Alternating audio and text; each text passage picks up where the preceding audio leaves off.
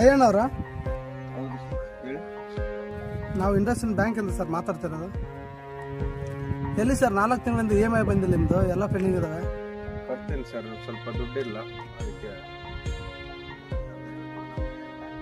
ಬ್ಯಾಂಕಿಂದ manager full force ಹಾಕಿದ್ದಾರೆ. ನೀವು ಇನ್ ಕಂಡೀಷನ್ ಇವತ್ತು 4 ಗಂಟೆ ಒಳಗಡೆ ಪೇಮೆಂಟ್ ಮಾಡಿಕೊಡ್ಬೇಕು ಸರ್.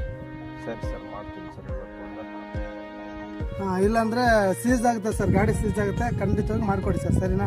ಚೇಂಜ್ ಮಾಡಬೇಡಿ ಸರ್. ಸಾಯಂಕಾಲ ಒಂದು 6 ಗಂಟೆ ಅನ್ನೋಷ್ಟು ನೋಡ್ತೀನಿ. ಗಂಟೆ ಒಳಗಷ್ಟು ಕಾಯಷ್ಟು ಪೇಸಸ್ ಇಲ್ಲ ಸರ್. ಖಂಡಿತವಾಗಿ 4 ಗಂಟೆ ಒಳಗಡೆ ಮಾಡಿಕೊಡಿ, ಸರಿನಾ? ಸರಿ ಸರ್, ಸರಿ, ಓಕೆ ಓಕೆ.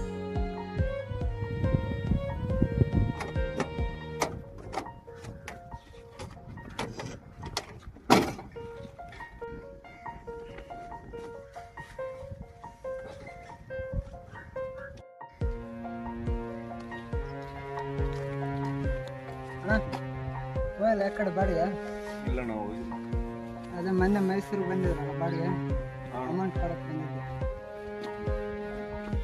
ಎಷ್ಟಿದಾವ? ನೋಡಿ ಸರ್ ಬರಲ್ಲ.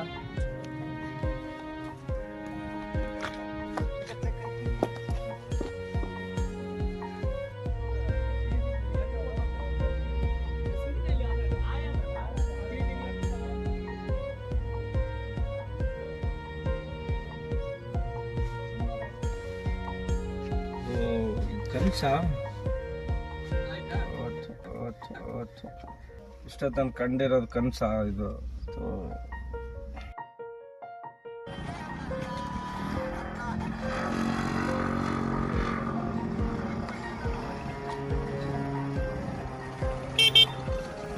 ಗಾಡಿ ಸ್ವಲ್ಪ